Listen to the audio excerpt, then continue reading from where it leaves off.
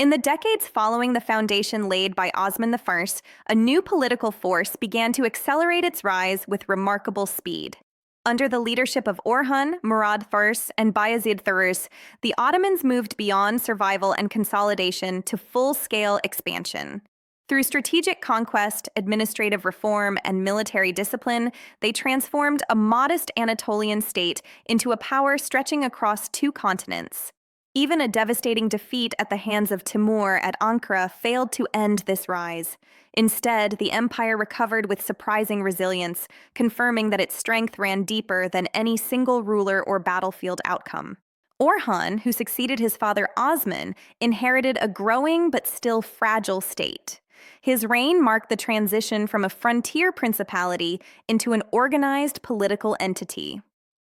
One of Orhan's most significant achievements was the capture of Bursa, which became the first major Ottoman capital.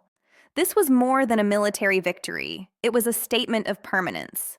With Bursa, the Ottomans gained a major urban center that provided economic resources, administrative infrastructure, and symbolic legitimacy.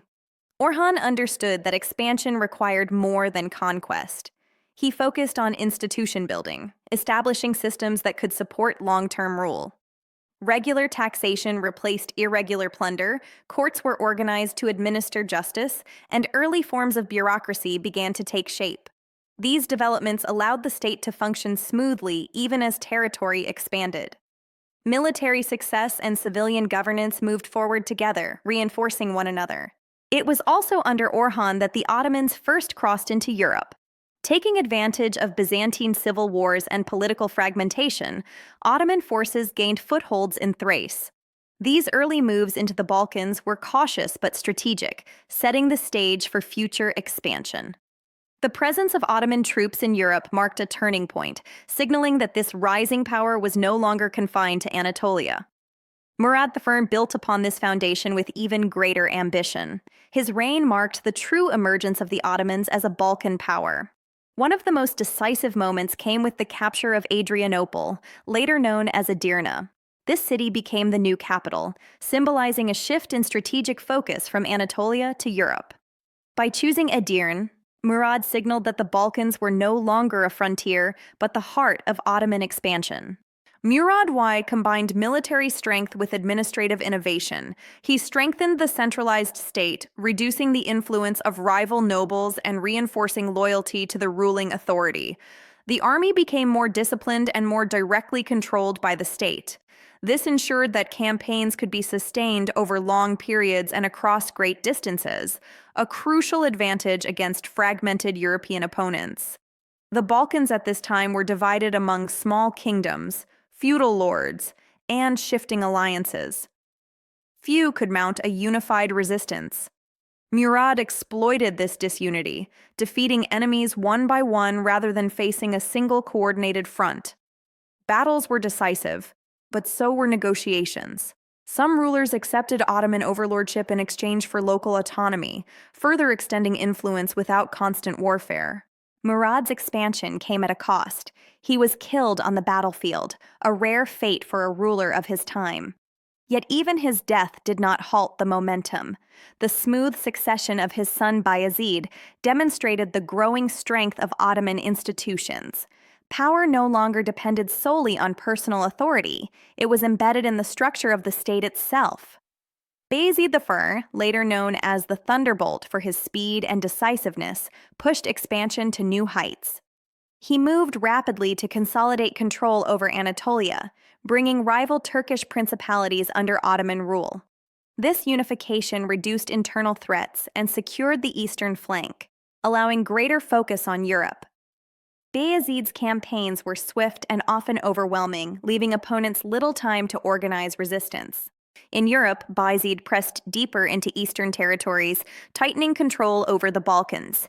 His forces defeated coalitions of European powers, reinforcing the image of Ottoman military superiority. Fortresses fell, territories were absorbed, and tribute flowed steadily into the treasury.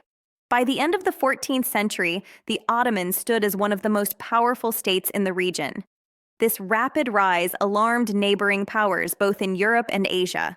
In the east, a new and formidable threat emerged in the form of Timur, a conqueror whose empire stretched across Central Asia and Persia. The collision between these two expanding forces was almost inevitable. In 1402, they met near Ankara in a battle that would test the foundations of Ottoman power. The defeat at Ankara was catastrophic. Bayezid was captured, the army was shattered, and the empire appeared on the brink of collapse. Territories were lost, rivals resurfaced, and unity was broken. For many observers, it seemed as though the Ottoman rise had been abruptly ended, another fleeting experiment in power crushed by a greater force. Yet this judgment proved premature. While the defeat exposed vulnerabilities, it also revealed the depth of the Ottoman system. Despite internal struggles and temporary fragmentation, the core institutions remained intact. Administrative practices, military traditions, and the idea of centralized rule survived the crisis. Unlike many states that collapsed entirely after such defeats, the Ottomans retained the capacity to recover. The years following Ankara were difficult, marked by internal conflict among Bayezid's sons. However, this period also demonstrated resilience. Provinces continued to function, revenue systems endured, and the army was gradually rebuilt.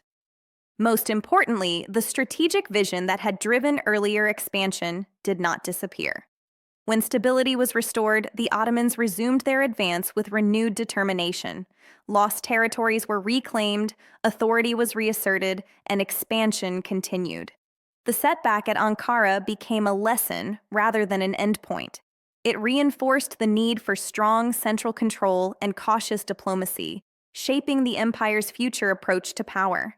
The growth under Orhan, Murad Damers, and Bayezid I was not a simple story of conquest. It was a process of transformation. A small frontier state evolved into a complex political and military system capable of absorbing shocks and adapting to new challenges. Key cities like Bursa and Edirne became centers of administration